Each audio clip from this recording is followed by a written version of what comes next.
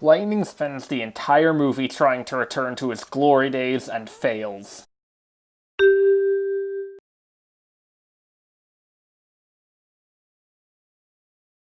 Every scene is relevant to the main plot. The opening scenes show how Lightning is still a champion racer after several years and then is replaced by Storm. It shows how his downfall was sudden instead of gradual. The scenes with Lightning in Radiator Springs and at the Rusty's Racing Center show how he is remotivated to race, but that it will take a lot more than he thought. The scenes at Fireball Beach, Thunder Hollow, and Thomasville Speedway show that even though Lightning is very committed to racing, he won't be able to race. And the scene at Florida International Speedway shows Lightning's acceptance of his fate.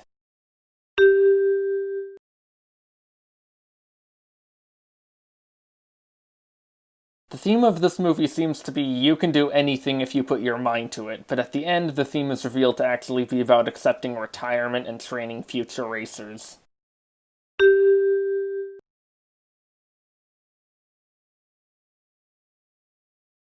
Once upon a time, there was a race car named Lightning McQueen. Every day he beat all the other cars in racing and was a national champion. One day, Jackson Storm arrives on the track and displaces Lightning from his champion position.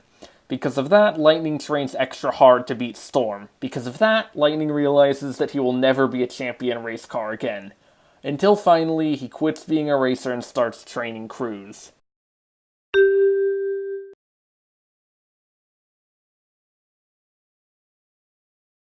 The characters relevant to the plot are Lightning, Cruz, Sterling, Jackson Storm, and Smokey, which is a short enough list in my opinion. Characters like Mater and Sally have appropriately smaller roles because they aren't relevant to the main plot.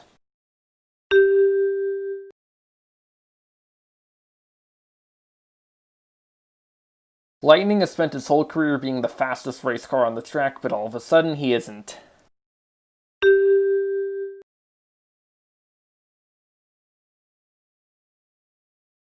The ending of the movie is that Lightning quits active racing and moves on to training crews. This is a very good ending. If Lightning hadn't quit racing, then there would not have been any character development, and the conflict that he experiences, which is being old and slow, would only get worse. There would also have been no reason for him to quit racing earlier, since he was still a champion racer. Also, if he had cruised and lost, it would have meant that Lightning worked very hard for nothing.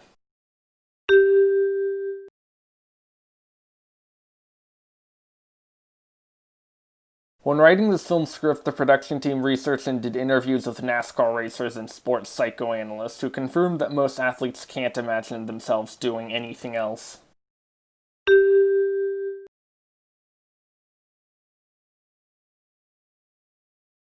The scene on Fireball Beach doesn't make a lot of sense for two reasons. A, is there no better way to track Lightning's speed? A Lightning suit should be able to store the data on his speed and report it at the end.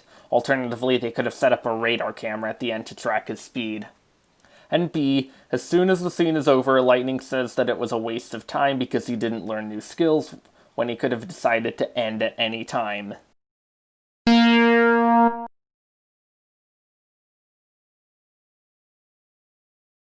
Brian Fee has said that being a parent inspired a lot of this movie's plot, like how McQueen was a father figure with Cruz when he initially didn't want to be.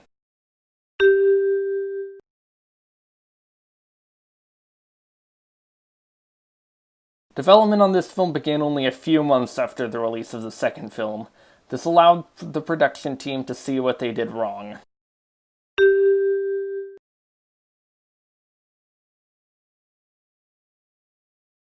The obvious thing to do, given where the franchise was at the time, with all of the spin-offs including Cars 2, Cars Toons, and the Planes movies including a third cancelled movie, was another spin-off. However, this movie actually focuses on telling a good story and finishing what the first film started.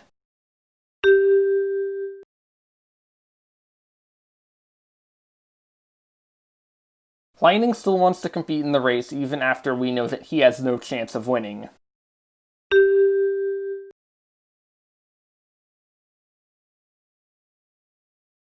The premise of this movie was explicitly set up in the first film as we saw Doc and the King experience the same thing that Lightning experiences in this film, but with different outcomes. The King was ready to retire and therefore the transition went smoothly, however Doc wasn't ready to retire.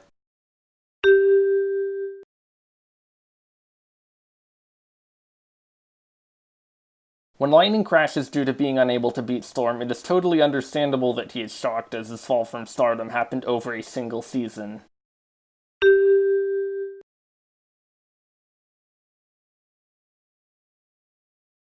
If Lightning doesn't succeed, then he will have to leave his racing career behind, which means everything to him.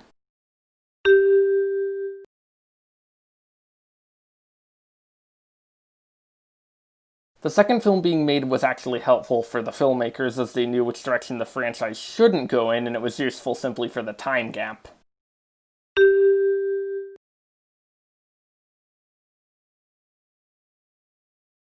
Lightning's final test is that he has to voluntarily give up racing, or else neither he nor Cruz will become racers.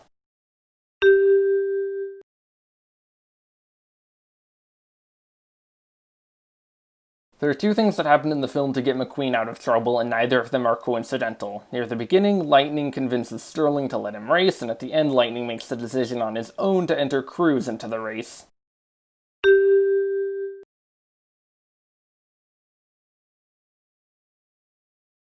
The premise of this film was based entirely on tidbits and side plots from the first film, which didn't have time to develop those side plots.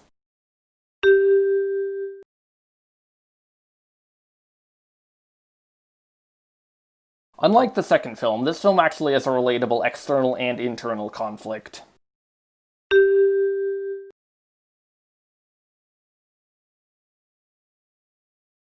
Lightning is replaced as racing champion, trains extra hard to get back into his spot, realizes that that is impossible, and decides to train Cruz instead of racing.